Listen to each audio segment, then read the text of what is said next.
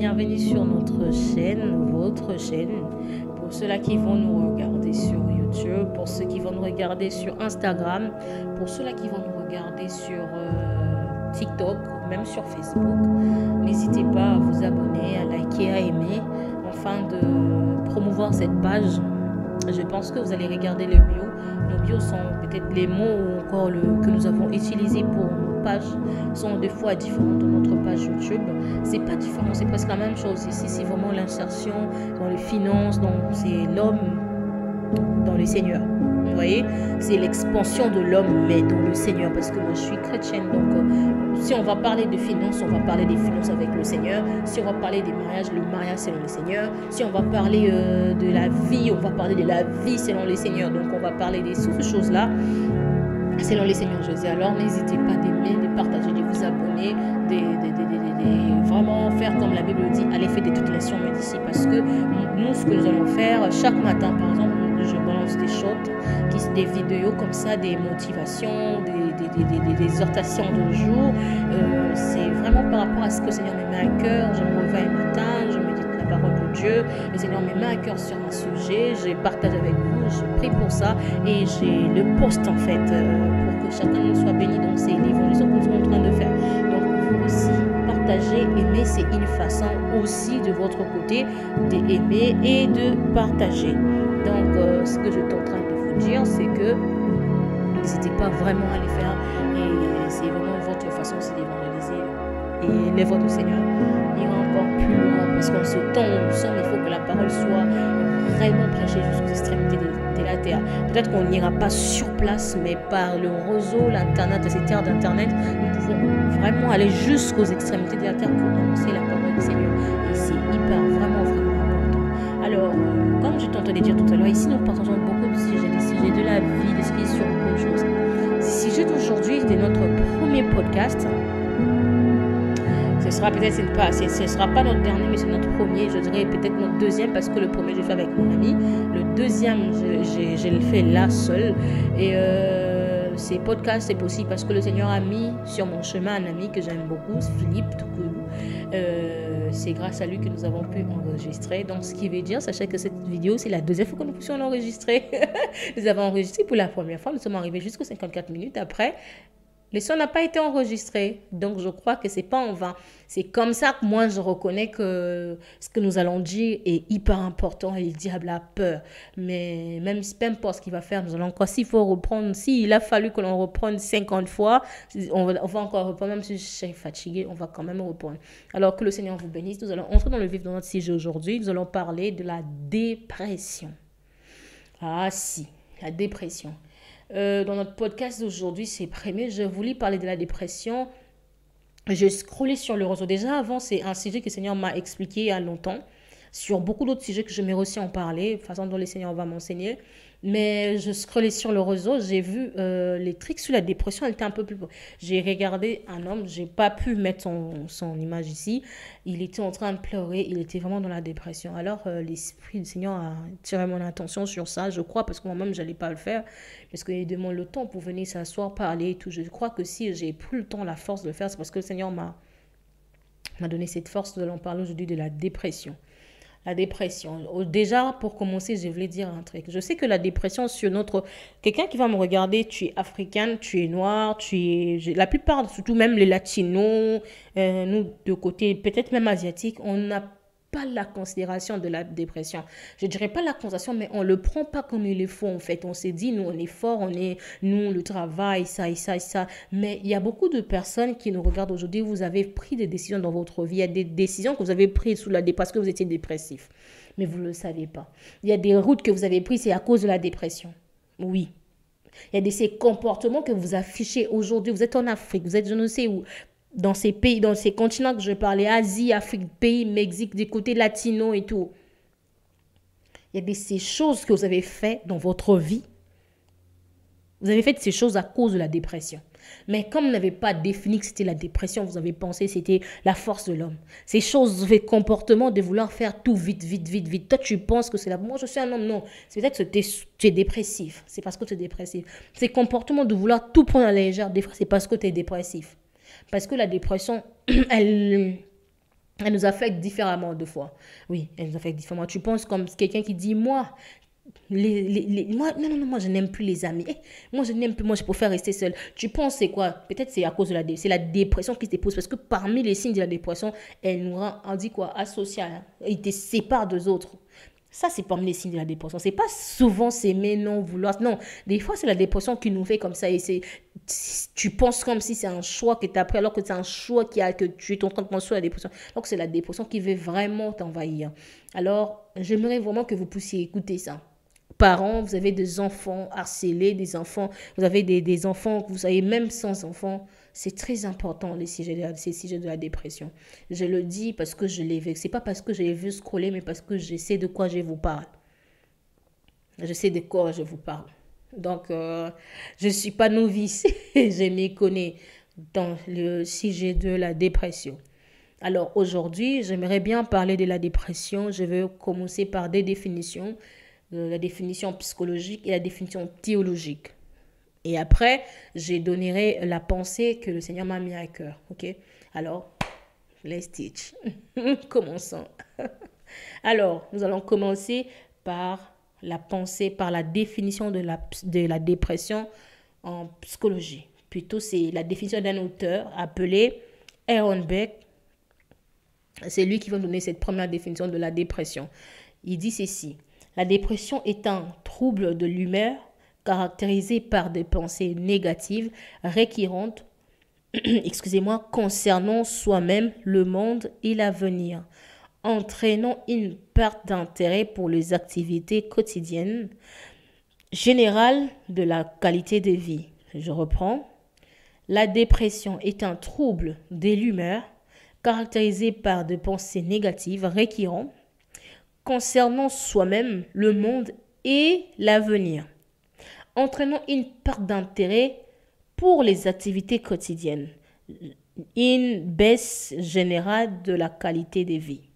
Ça, c'est ce que fait la dépression, c'est ce que Aaron Beck essaie de nous expliquer. Ce qu'il essaie de nous expliquer, c'est que la dépression affecte, si je veux l'expliquer, c'est que la dépression, elle affecte notre humeur, et cette humeur qu'elle affecte change notre qualité de vie. Elle baisse notre qualité de vie. Notre vie quotidienne, elle change. Elle impacte. Cette humeur, comment on appelle ça, négative, elle impacte notre vie. Vous voyez, quand on dit déjà notre vie, ce qui veut dire, elle a l'impact sur notre vie, la vie de tout le jour, comment on appelle ça, notre vie courante, nos habitudes, notre façon de voir, notre façon d'être, notre façon d'aimer, notre façon de nous comporter. La dépression, elle change ces choses-là. Elle change notre façon de voir. La dépression, elle trouble notre humeur au point de nous pousser à nous poser des questions sur nous encore. C'est nous en doutant de nous-mêmes. Et plus précisément, ça nous pousse à douter de nous. Ça nous pousse à poser des questions sur nous-mêmes. Est-ce que... C'est la raison pour laquelle je t'ai entendu tout à l'heure, beaucoup de personnes, ils ont pris des décisions dans la vie comme ça. Moi, je ne vais jamais me marier. Elle ne va pas se marier. C'est pas parce que c'est un choix, mais c'est parce que c'était une personne qui est dépressive. Mais il ne sait pas. Et c'est que vous devez savoir, avant de diagnostiquer une personne qui c'est une personne dépressive, ça prend du temps. Et pendant ce temps-là, ce qui veut dire que la dépression, elle prend son sens. Vous comprenez? Elle prend son sens. Elle prend sa place. Vous voyez ces personnes, moi jamais, je ne vais plus vivre avec les gens. Il faut approcher cette personne, poser-lui la question, il va vous dire. Il y a toujours, donc en fait, c'est une façon de nous faire comprendre que la dépression, elle touche notre vie quotidienne, elle touche tout de nous, elle nous fait douter de l'avenir, elle nous fait douter de nous-mêmes, de notre est-ce que j'ai encore. Vous voyez, c'est là où vous voyez des personnes qui ont des pensées suicidaires. C'est parce que cette personne doute de son avenir à lui, du monde. Elle s'est dit, est-ce que l'avenir sera meilleur? Donc, je ne sais même pas si je préfère encore arrêter là. Vous voyez, une personne qui se sent culpabilisée, condamnée, etc. Amène la dépression. Et il se pose la question, est-ce que je vais arriver un jour? À l'école, vous voyez un enfant qui essaie, qui n'arrive pas. Et puis, vous voyez, un jour, il a des pensées suicidaires, il va se tuer. Parce que ça affecte votre être, ça affecte votre façon de voir, ça affecte votre façon de réagir. J'étais en train de dire au début, il y a des personnes qui ont eu quand vous voyez une personne qui était là, une personne joyeuse, une personne qui était bien, mais du jour au lendemain, il a changé sa façon de voir. Pas seulement sa façon de voir, mais vous voyez une personne, elle est devenue bizarre, elle est devenue une personne qui n'aime plus le genre, une personne qui veut seulement rester soi-même, une personne qui ne veut... Des fois, c'est la dépression qui commence à prendre son sens dans la personne. Et surtout, nous, en Afrique, on n'arrive pas... Yoko Makambabe, excusez-moi, j'ai dit une langue de mon pays. Toi, t'es devenue mauvaise. Une mauvaise personne. C'est naturel. Toi, t'es devenue une mauvaise personne. Pourquoi? Parce que, en fait... la personne commence à développer une dépression qui commence à prendre possession en lui. Donc, ça, c'est la définition, ce que Aaron Beck nous donne par rapport à la dépression. Alors, nous allons maintenant avoir la définition de cet homme qu'on appelle John Piper. C'est un théologien. Lui, de son côté, il dit ceci concernant la dépression. Il dit, la dépression est un assaut spirituel qui peut résulter d'une faiblesse physique. Je reprends. La dépression est un assaut spirituel qui peut résulter d'une faiblesse physique, émotionnelle ou de circonstances difficiles.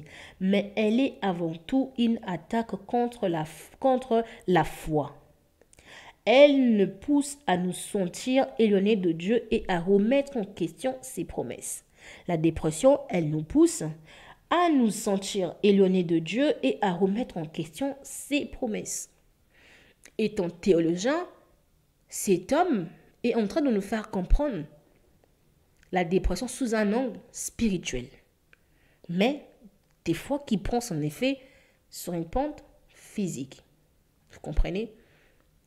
Elle nous explique que ce qu'il essaie de nous dire, c'est que la dépression, c'est une attaque du monde de ténèbres qui t'empêche de voir les choses à la manière de ton roi.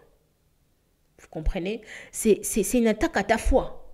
Parce que notre foi nous pousse à nous voir comme le Seigneur nous voit. C'est une attaque à ta foi qui t'empêche à voir de choses comme le Seigneur veut que tu le vois.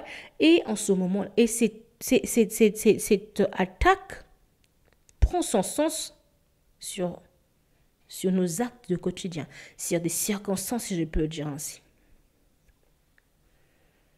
Il nous fait comprendre que la dépression, c'est une stratégie de l'ennemi qui prend effet par la porte que nous laissons ouverte.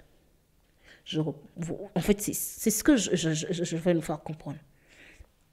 C'est que c'est une stratégie, c'est un stratagème du monde de l'ennemi, vous comprenez, qui prend effet par la porte que nous lui laissons ouverte. Ce qui veut dire, si je prends la définition de Aaron Beck, ainsi que la définition de John, j'aimerais dire à quelqu'un,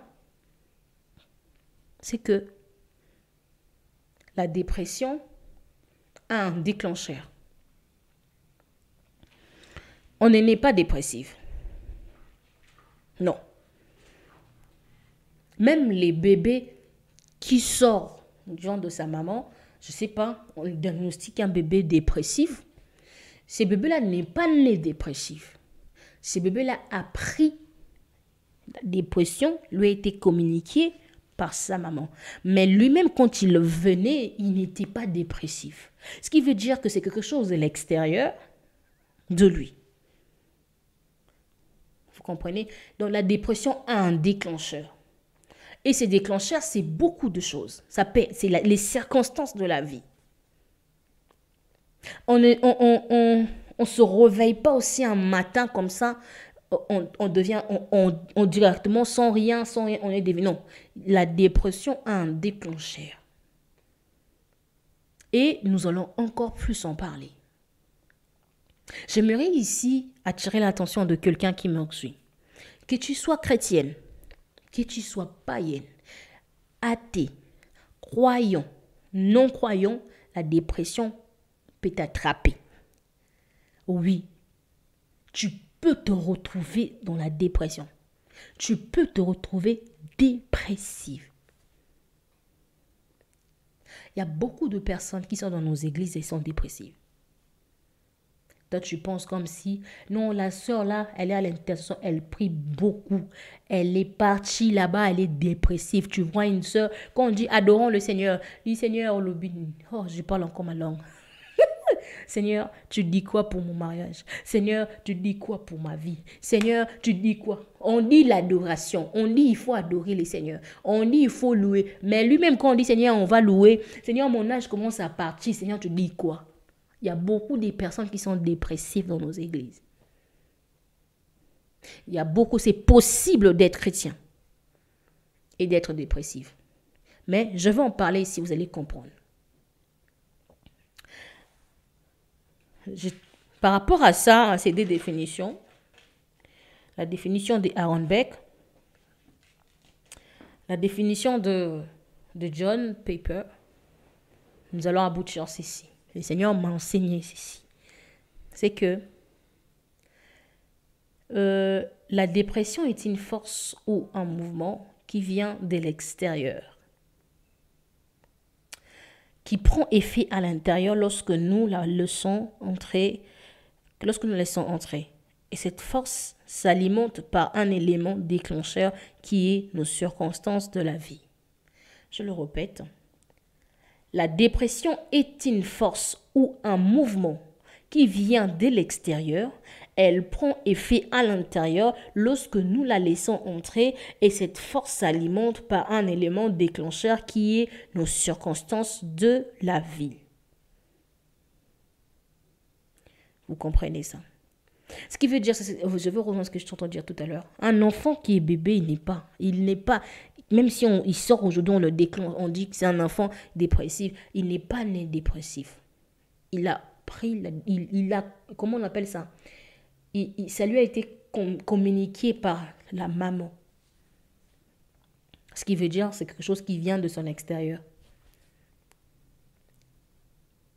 C'est quelque chose qu'il a pris de l'extérieur. La dépression, c'est une force.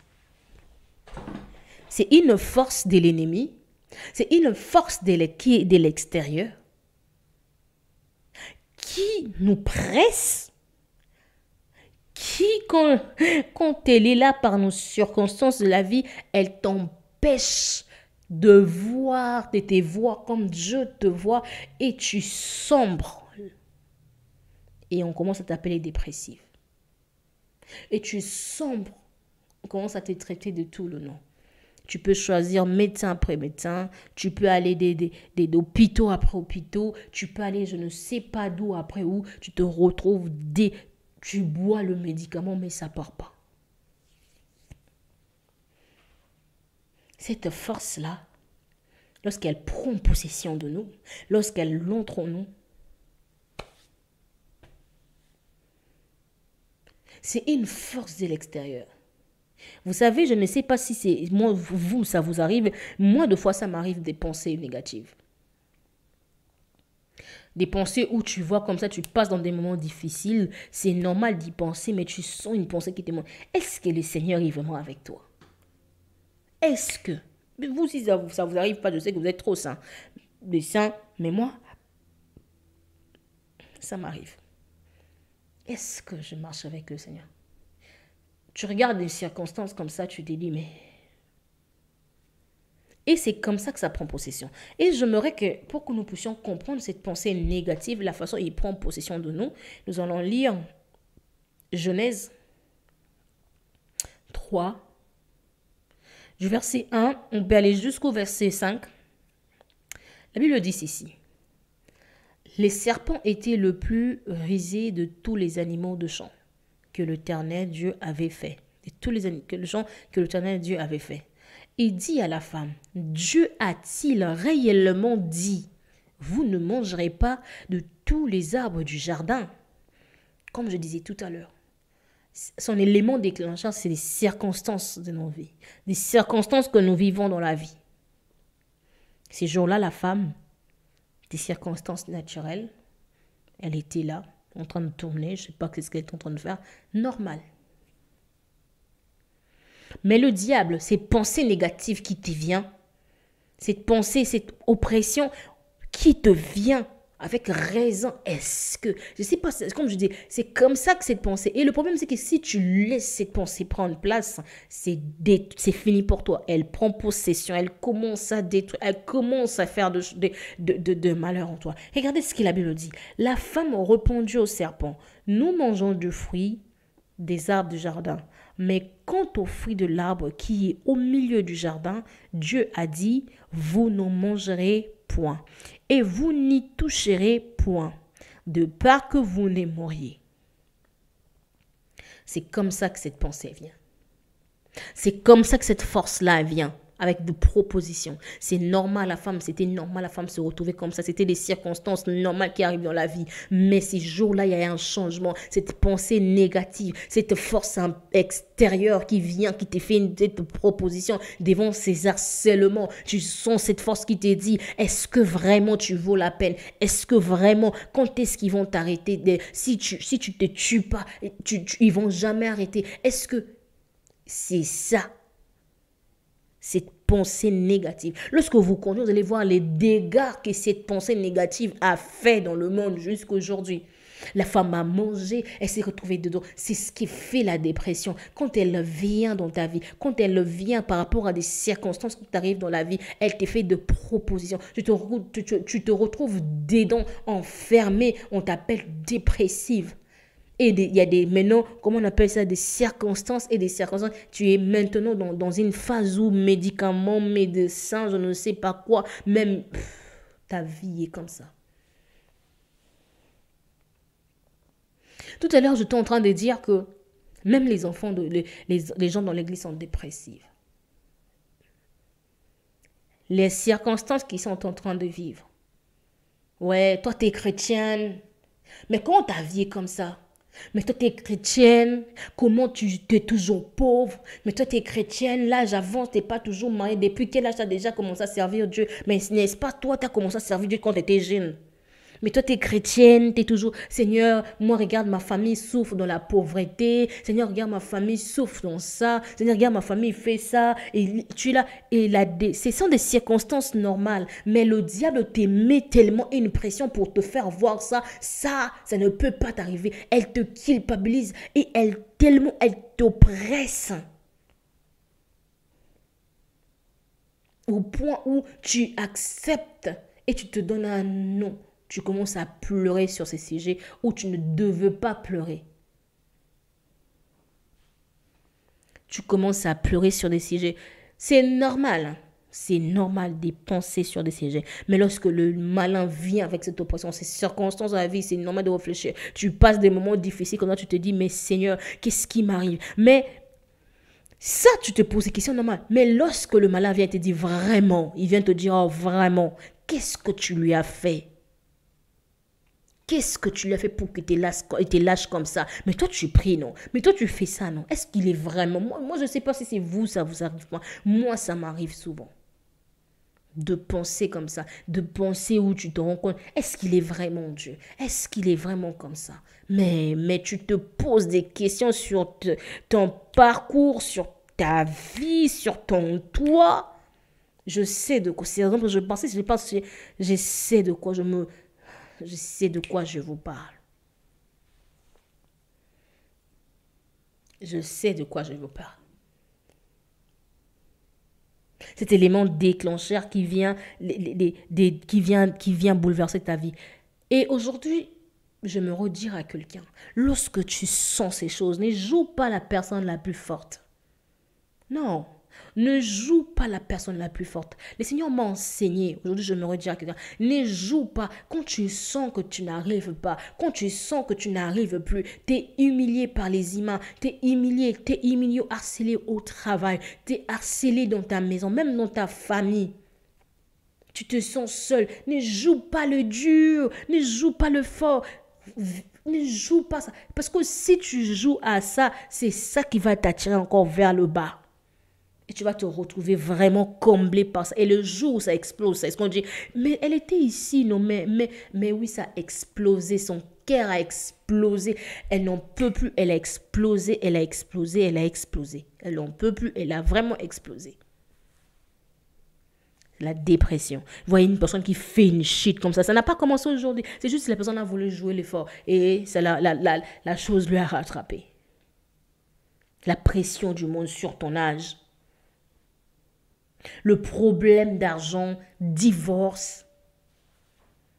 Le problème de la vie. Des séparations brisques, perte des personnes chères. Harcelé à l'école, au travail, partout. Tu te retrouves humilié, harcelé. Toutes ces choses-là. Et comme j'étais en train de dire tout à l'heure, que c'est une force de l'extérieur, mais qui a un déclencheur. La façon de sortir de la dépression ou d'échapper de ces choses ou de ne pas tomber.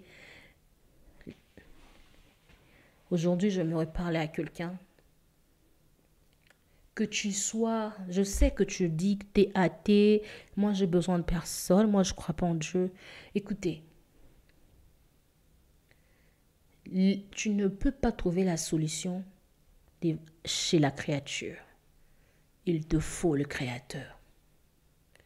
Il y a des personnes qui ont dit, moi je suis sortie de la dépression, mais laisse-lui le temps. Juste un petit problème. Tu la vois dans sa chambre, tu la vois en train de prendre comment on appelle ça, des médicaments dépressifs, comment on appelle ça, hein, des dépressifs, hein, je ne me rappelle plus de mots, en train de le boire en cachette, d'autres, là, je sais. Ce n'est pas la créature qui te donnera la solution. Ce n'est que le Créateur. Et ton Créateur, c'est ton Dieu. Le Seigneur Jésus est ton Créateur. C'est le seul qui peut te sortir de cette situation et qui peut te sauver dans sa totalité. Je peux te mettre ma main. On peut essayer avec toi. Toi qui vis, toi qui sens cette force extérieure qui est plus fort que toi, qui te fait pleurer sans rien comme ça, quand tu es seul chez toi, tu commences à pleurer, à te lamenter sur ton sujet, à te lamenter sur toi-même, à te sentir mal, humilié, rien, tu te sens... Écoute, tu peux aller des hôpitaux à hôpitaux. Tu peux changer des médecins, tu peux prendre... C'est le Créateur peut te sortir de cette situation. Parents, c'est le Créateur peut sortir vos enfants de cette situation. Jeunes, c'est le Créateur peut te sortir de là. Tu peux tout essayer, tu ne pourras. Le Seigneur seul peut te sortir. Alors, pour commencer, la première chose à faire, c'est identifier son problème. Identifie ton problème. Vous savez, lorsque la dépression, lorsque cette force extérieure, je rejoins, comment on appelle ça, elle vient, le psychologue qui dit, elle nous fait douter sur notre avenir, sur nous-mêmes. Cette force extérieure, lorsqu'elle vient, et vous allez vous rendre compte, cette définition, des définitions, elles ont 2 points similaires. C'est que lui dit, comment Aaron de son côté, le psychologue de son côté dit, c'est cette humeur qui change, qui te fait douter sur ton avenir, sur toi-même, sur toi, sur le monde. Et vous voyez, de l'autre côté, le théologien qui dit que ça touche ta foi. C'est quoi la foi? N'est-ce pas, c'est ta foi qui te pousse à te voir grand dans l'avenir, à voir le monde différemment, à te voir soi-même différemment. Vous voyez?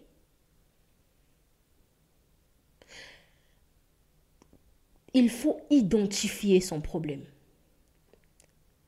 Il ne faut pas se cacher. Il ne faut pas jouer le dur. Il faut identifier son problème. Et lorsque nous identifions le problème, nous nous approchons auprès du Seigneur pour lui dire, Seigneur, regarde tel et tel problème. C'est ça la différence aujourd'hui. Cette personne-là qui connaît qui est le Seigneur pour lui, t'es chrétien, tu me regardes aujourd'hui, c'est parce que la dépression, ces pensées suicidaires, ces ressentis, l'envie de laisser le Seigneur t'a envahi parce que tu voulais jouer les dieux. Moi, je suis l'enfant de Dieu, moi, je suis Dieu. Non. T'as oublié d'identifier ton problème. Identifie c'est quoi le problème. Quel est mon problème, Seigneur? C'est les mariages. Mon âge, j'ai maintenant tel âge. Je ne me marie pas, Seigneur. C'est quoi le problème? Le problème du célibat. Pourquoi ça? Déjà, vous savez, quand vous identifiez votre problème, vous avez des questions qui vous passent dans la tête sur vous-même. Ok, c'est quoi le problème? Je suis harcelée. Par qui? Par mon employé. Qu'est-ce que je peux faire? Je ne sais pas. Sans le Seigneur, tu peux te dire aussi, ok, j'ai telle idée, je veux faire ça. Tu fais, ça ne marche pas. Mais c'est la raison pour laquelle j'insiste sur le Seigneur. Lorsque tu identifies ton problème, quel est mon problème? C'est ça. L'harcèlement. On m'harcèle à l'école, on m'harcèle au travail, on m'harcèle dans ma vie de tous les jours. D'accord, Seigneur, ça c'est mon problème. Je viens, Seigneur. Regarde, je suis harcelée dans ma vie de tous les jours. À l'école, au travail, le gens m'harcèlent. Ils me traitent de ça, ils me traitent de ça, ils me traitent de ça. Oh, ce que j'aime avec le Seigneur, c'est quoi? C'est que lorsque tu commences à lui parler, s'il n'agit pas de toute façon, et c'est une façon d'agir, il va commencer à ouvrir ta pensée, il va commencer à ouvrir ton intelligence. Je vous dis, au point que tu vas comprendre des choses de façon que tu n'as jamais compris. Il va te faire comprendre, tu es harcelé, ok.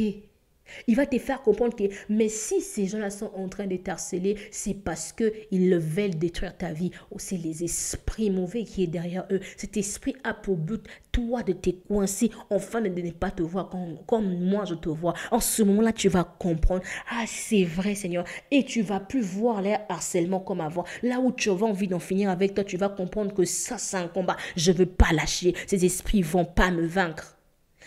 Vous comprenez pas? C'est comme ça. Tu identifies ton problème. C'est quoi le problème? Ah, il m'a laissé. Après tant d'années, j'ai fait avec lui. Je me suis donné pour lui. Je me suis offert pour cet homme. Aujourd'hui, il m'a abandonné. Il m'a laissé. Seigneur, cet homme, j'ai fait ça, j'ai fait ça, j'ai fait ça. Il m'a abandonné. Oh, quand tu viens, Seigneur, c'est ça le problème. Il va te dire, ok, ma fille, mais il y a une chose que tu n'as pas vu. Regarde, si cet homme est parti, il y a ça, il y a ça. Tu vas commencer à comprendre. Mais moi, je ne suis pas parti. Moi, je suis là, ton Dieu. Je resterai toujours là avec toi. Je ne t'abandonnerai pas. C'est la raison pour laquelle la solution est dans Philippiens 4. Philippiens 4, 6 à 7 dit ceci. Ne vous mettez en souci pour rien. En toute chose, exposez vos demandes à Dieu en lui adressant vos prières et vos supplications, tout en lui exprimant votre reconnaissance. Oh, j'aime. Les médicaments, toi, c'est que j'aime avec le Seigneur, c'est que j'aime avec ce que je suis en train de vous dire, que tu sois même déjà dans la dépression, même si tu bois déjà les médicaments, même si tu es déjà ancré, on t'a donné même le nom de dépressif, on t'a même surnommé celui-là, on joue pas avec lui un peu, c'est un de, je sais pas le nom, c'est que j'aime avec ce que je viens de vous dire, des Philippiens, tout le monde peut, que celui qui ressent cette pression, qui vient de ressentir, que celui qui vit déjà dans la dépression, tout le monde peut mettre en pratique ces choses. Ok, Seigneur, moi, mon problème est ceci. J'ai tellement perdu mes parents avant. Seigneur, je me suis retrouvée seule sur la terre et je me suis retrouvée seule. Seigneur, je me sens seule. La solitude me tue. J'ai essayé ça n'a pas marché. Seigneur, c'est ça mon problème. Ça n'a pas marché. Sauf si ça n'a pas marché, Seigneur. Là, le Seigneur te dira, ma fille, il y a ça, il y a ça, il y a ça. C'est ce que j'aime avec le Seigneur. Même si tu es déjà à l'intérieur, Seigneur, regarde-moi. Je suis accro à la drogue parce que j'ai vécu ça. On m'a violé, Seigneur. On m'a fait du mal. On m'a fait ça. On m'a fait ça. Tu le cites. Le fait même de l'identifier, le fait même d'identifier ton problème, ça te permet de te remettre en question. Ça te fait poser des questions à l'intérieur de toi. Mais attends un peu, qui m'a violé? C'est eux qui m'ont fait du mal. Mais pourquoi c'est moi qui me tue? Mais tu viens vers moi, Seigneur. Moi-même, je ne pourrais pas sortir. Seigneur, ces gens m'ont violé. C'est eux qui m'ont fait du mal. Seigneur, ces gens ont abîmé ma jeunesse. Regarde ce que ça me fait. Je n'arrive pas à supporter les hommes. Seigneur, je n'arrive pas à faire ça. Et il te dira, ma fille, il touchera ta main, il te dira, je te donne ma paix qui surpasse toute intelligence. Il n'y a pas plus grand remède que ce chose que je vous dis aujourd'hui, même le médicament. C'est la raison pour laquelle vous allez vous en rendre compte. Les personnes dépressives ont souvent un psychologue avec eux parce que des fois, ils doivent aller parler avec le psychologue. Parce que pour faire sortir ce qui en est. Mais le problème est ceci. Avec le psychologue, vous allez lui parler après. Peut-être avant qu'il comprenne vos problèmes de votre cœur, il faut lui parler plusieurs fois. Après, avec lui, les séances vont se terminer. En plus, avec lui, tu dépenses de l'argent. Alors qu'avec le Seigneur, ce que j'aime, même dans le lit de l'hôpital, là, où on t'enferme, on t'a traité des folles, parce que même les gens qui disent, celle-là, elle est une folle, elle comprend rien, elle crie à chaque fois. Ils vont pas comprendre peut-être, mais toi, tu sais pourquoi tu agis comme ça. Ces sensations-là, je me rappelle, je vais vous raconter cette histoire. C'est une vraie, vous savez, dans ma vie, j'ai perdu quelqu'un que j'aimais beaucoup. C'était une personne très, très proche de moi. Une personne qui m'était vraiment, vraiment, vraiment, vraiment importante. C'était quelqu'un de proche. Un matin, avant qu'elle parte, un jour, elle m'a dit, je me sentais pas bien, c'était un dimanche, elle voulait sortir, elle m'a dit, Patricia, toi tu n'aimes pas prendre les médicaments, il faut que tu prennes les médicaments parce qu'il faut que tu ailles à l'hôpital. J'étais là par terre, je suis en train de me voir alors que je vous parle. Quand elle m'a dit ça, je lui ai dit, ok, je verrai un médecin, je vais voir un médecin et j'irai voir le docteur et tout. Elle est partie. En fait, elle devait rencontrer son prétendant pour qu'il lui donne son argent et elle devait voyager les lundis, si je ne me trompe pas. Donc, elle avait voyagé les mardis. Comme elle faisait les affaires avec son prétendant, il a fallu qu'elle aille récupérer l'argent chez son prétendant pour faire son voyage. Elle avait déjà rendu ses ongles, ses cheveux. Elle était prête. Et au milieu de la nuit, pendant que je priais, c'était vers 4 heures, pas, je me suis réveillée, j'ai pris, j'avais des mauvaises sensations. J'avais des sensations bizarres dans mon corps. Je ne comprenais pas c'était quoi, mais je me sentais tellement bizarre. Et ce qui s'est fait, c'est que le matin, vers 7 heures du matin, j'ai entendu des cris. Il y avait des gens qui pleuraient. Et non, telle personne n'est plus. Oh là là, je vous dis pas la douleur que j'avais. Je vous dis pas cette sensation, cette douleur. C'était quand je vous dis, c'était une personne que je connaissais. C'était quelqu'un de proche. J'avais mal. Et ça se fait qu'on nous a dit, il a fallu que quelqu'un, il faut qu'on en reconnaisse le corps et tout, vous savez. Et le temps de faire la reconnaissance du corps, je vous dis, vous ne pouvez pas vous rendre compte de ce que j'ai vécu. On ne savait pas où était le corps. Il a fallu chercher le corps parce que son prétendant ne voulait pas se faire voir. Je vous dis, c'était une très très longue histoire. Il y avait des choses et c'était sous la pluie. Il a fallu se battre pour savoir où était. Je vous dis, c'était tellement difficile. Je vous dis, c'est quelqu'un que je connaissais. Et quand nous sommes arrivés quand même à la morgue, on a dit, il faut 2 personnes pour pouvoir identifier les corps. Les personnes qu'on était avec, ils ont dit non. Mais moi et mon petit frère, on a dit ok, on va voir. On va identifier la personne. Nous sommes arrivés sur place pour identifier la personne. J'entre. C'était ma first time. À chaque fois que je parle de ça, c'est l'anglais. My first time de voir ce que j'avais vu. Je suis entrée à la morgue, je vois, elle était là devant moi. J'ai vu ses ongles. Je ne sais pas comment vous expliquer. Cassé, son corps, elle a été jeté là-bas par un bus, il paraissait un taxi, je ne sais plus, une moto lui a suivi. Donc, je vous dis, son corps était, on dirait, elle était cassée. Ces jours-là, j'ai crié, je suis sortie, j'ai pleuré, je vous rassure. Vous savez, quand j'étais en train de pleurer, il a fallu enlever le corps dans une autre commune pour amener dans une autre commune. Je ressentais, je savais, je connaissais cette personne. Quand elle était malade, c'est moi qu'elle parlait. Quand elle faisait ces jours-là, il y avait une culpabilité qui commençait. Je me rappelle, on était en retraite, on était en prière à l'église. Je me disais, et si j'étais papa, c'est parce que si j'étais partie à l'église, tout ça n'allait pas arriver. Si, il y avait un si, Seigneur, si j'étais partie, tout ça n'allait pas arriver. C'est parce que je n'étais pas partie. C'est parce que ça est arrivé. Je commençais à culpabiliser dans mon cœur. Je pleurais, j'avais une plaie profonde dans mon cœur. Je vous rassure, j'ai commencé à faire un dépôt. J'avais mal. Je dis, Seigneur, je la connaissais, elle avait peur de la police, elle avait peur de ça et de ça. Je savais que quand elle était malade, c'est moi qu'elle appelait, prie pour moi. J'ai déjà prié pour elle plusieurs fois. Une fois, je priais pour elle quand elle ne se sentait pas bien, elle m'a appelé, je la voyais, je me disais, Seigneur, elle avait peur. Quel est le nom qu'elle a crié? Elle a crié le nom de qui? Elle a pensé à qui? Elle a souffert seule. Je vous dis toutes ces choses-là. Et moi, j'étais en train de faire le sens où je disais, si j'étais partie ces jours-là à l'église, tout ça n'allait pas arriver. C'est parce que je vous dis ces jours-là. Vous ne pouvez pas vous en rendre compte. Peut-être le gens qui... C'est comme ça que le malin travaille. C'est comme ça la force de la dépression. Elle vient, elle prend possession, elle te fait voir les choses. Elle vient, je disais tout à l'heure, c'est une force de l'extérieur. Elle vient, c'est pour ça on appelle ça ça vient avec une pression haute. Ça vient, ça te montre le mal de tout. Ça te fait oublier tout. Tu sens, ça prend possession. Pourquoi c'est seulement moi qu'on harcèle? Je suis fatiguée de là. Beaucoup de personnes, tu culpabilises. Il y a des gens qui sont tués, mes parents ne sont plus là, comment je veux vivre, je veux faire ça. Il y a des gens qui sont tués à cause de ça. La dépression, elle vient, c'est comme ça avec cette force. Ces jours-là, j'ai dit, Seigneur, je vais partir à l'église.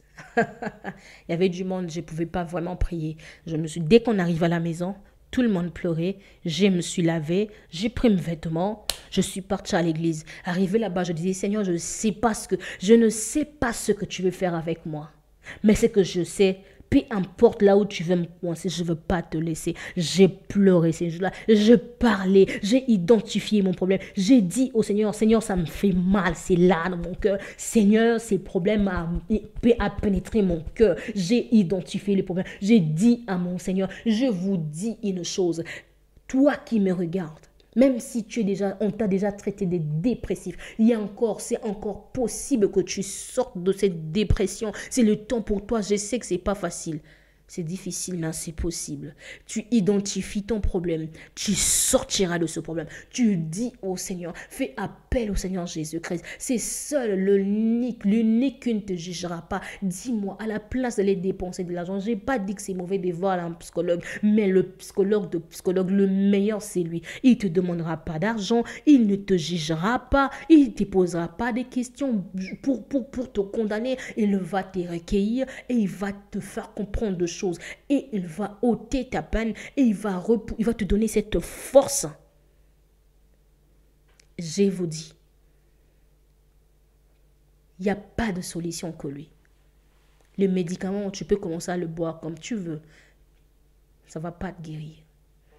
Mais lui, il a la possibilité de transformer ton existence, ton cœur. Même, c'est que je vais encore le répéter, ce que j'aime avec lui.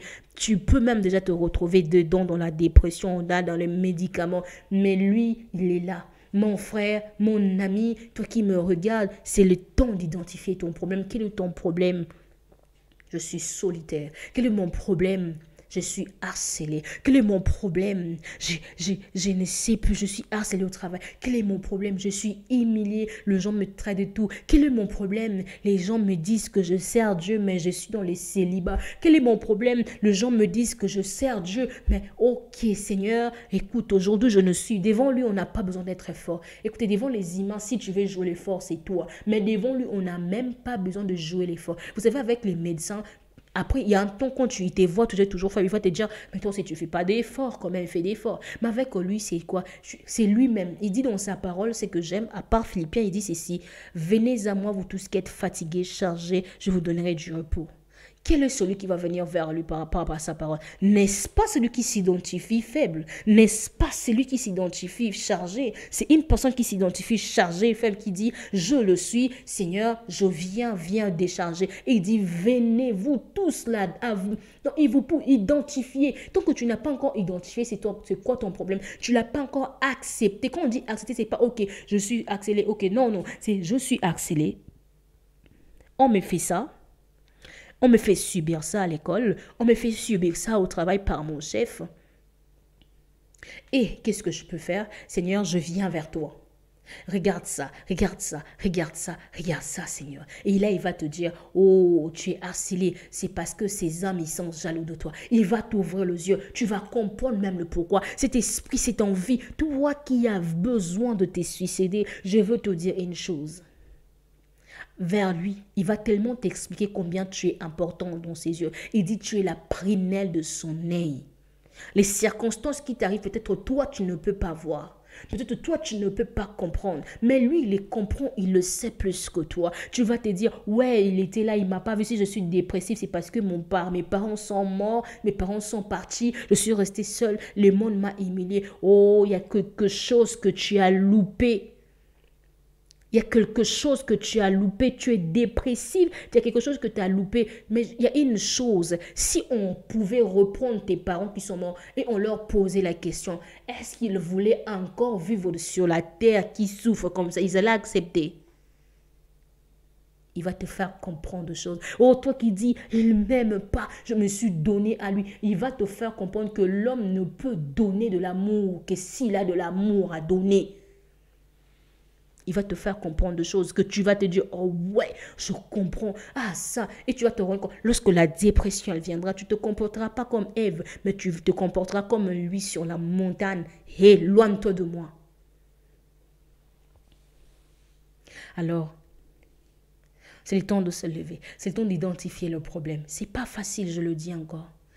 Vous savez, dans cette histoire que je viens de vous raconter, c'est que après ces jours-là, quand je suis rentrée à la maison, le même jour, on m'a traité des folles. J'aime parce qu'on disait, mais toi, t'es comment? On me disait, mais toi, t'es comment, toi? On ne comprenait pas. Quand les gens faisaient ça, moi, je faisais ça. Quand les gens ne mangeaient pas parce qu'ils avaient mal, moi, je mangeais, je vous rassure. J'étais là. C'est pas parce que j'avais pas mangé, j'aimais pas la personne. C'est parce que, en fait, je ne peux pas expliquer. J'avais l'impression que les seigneurs avaient ôté ma peine. Il avait mis, je vous dis cette histoire avec le Seigneur, c'est réel, c'est réel, c'est réel, les gars.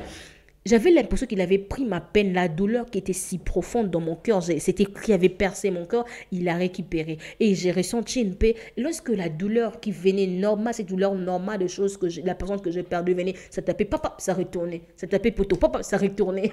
Et j'étais là normal. Jusqu'à aujourd'hui, on n'a jamais compris. C'est pas parce que j'étais folle, mais parce que quelqu'un savait ce qu'il me fallait. C'est parce que j'ai identifié mon problème et je me suis tournée vers le Créateur. Et le Créateur m'a dit des choses qu'il fallait. Il m'a expliqué des choses que moi, je ne pouvais pas comprendre. Il a pris ma peine. Il a pris ma douleur. La dépression, ça existe. Alors ne faisez pas, ne jouez pas le fort. Si vous voulez, jouez ça avec les autres. Mais à l'intérieur, ne le jouez pas.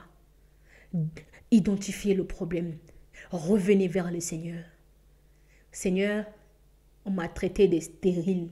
Seigneur, on a dit que je te sers, mais je ne mets pas au monde. À la place que je commence à plairer gauche, droite, Seigneur, regarde.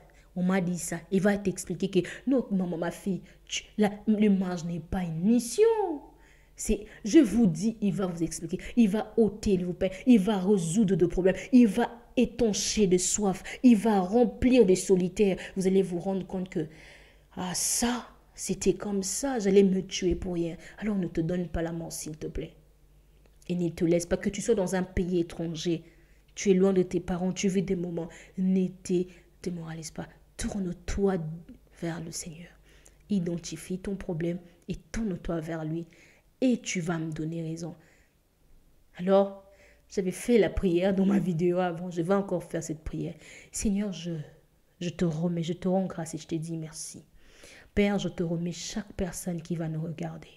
Seigneur, il y a des poids et des poids. Cette force veut prendre tellement possession de nous, Père, afin de nous empêcher de nous voir comme toi tu nous vois. Mais ce que je sais, c'est une chose, que ta paix, elle surpasse toute intelligence. Ta parole dit, le consolateur, le Saint-Esprit que le Père enverra maintenant vous enseignera et vous rappellera. Oh Père, toutes ces personnes, Seigneur, qui identifiera leurs problèmes, Seigneur, qui ne sauront pas comment faire, Seigneur, viens les aider. Mais c'est là qui identifieront leurs problèmes et qui se tourneront vers toi. Je dis que le consolateur, le Saint-Esprit vous enseignera et vous rappellera. Seigneur, enseigne, rappelle. Seigneur, parle dans le cœur. Seigneur Dieu de gloire, révèle les choses. Père de gloire, montre le chemin. Maître, accompagne et remplit de paix et de joie dans le cœur. C'est lui qui a été avec moi. Celui qui m'a rempli de ces paix, de cette paix en ce jour-là, Père. Et celui qui marche avec moi jusqu'aujourd'hui. Celui qui m'a permis de comprendre ces choses. Toi qui as voulu que cette parole soit dégagée, soit dite aujourd'hui. Seigneur, agis dans la vie de tes enfants. Agis dans le cœur de tes enfants. Agis dans chaque cœur, chacune de tes enfants, Seigneur. Ne laisse pas le malin. Je viens entre tes mains chasser par tout esprit de mort qui veut prendre possession de quelqu'un. Oh, cet esprit, ces pensées suicidaires, Père de gloire, qui veut prendre possession du cœur de tes enfants, que cela se loigne dans le nom de Jésus. Et que le réma de Dieu, l'esprit de Dieu, le Zoé de Dieu prenne place dans leur cœur et que la vie soit à eux. Et pour toi qui n'as pas encore reçu le Seigneur, j'aimerais que tu fasses cette prière avec moi. Avec lui, c'est que tu reconnais que tu es faible, tu reconnais que tu es pécheur et tu reviens, que tu ne peux pas sans lui. Tu dis, Seigneur Jésus, je me remets à toi. Je viens à toi. Fais de moi ce que tu veux. Je te reçois comme mon Seigneur et mon Sauveur. Prends possession de ma vie. Contrôle, que tu sois mon Maître, mon Seigneur ou mon Sauveur. Aujourd'hui et à jamais. Père, je te dis merci. Que l'honneur et la gloire te reviennent aujourd'hui et à jamais pour le siècle de siècle. Amen. Alors, n'hésitez pas à partager, à vous abonner. Et vous qui venez de nous suivre, qui nous ont suivis pour la première dans ces podcasts, sachez que ce n'est pas le dernier.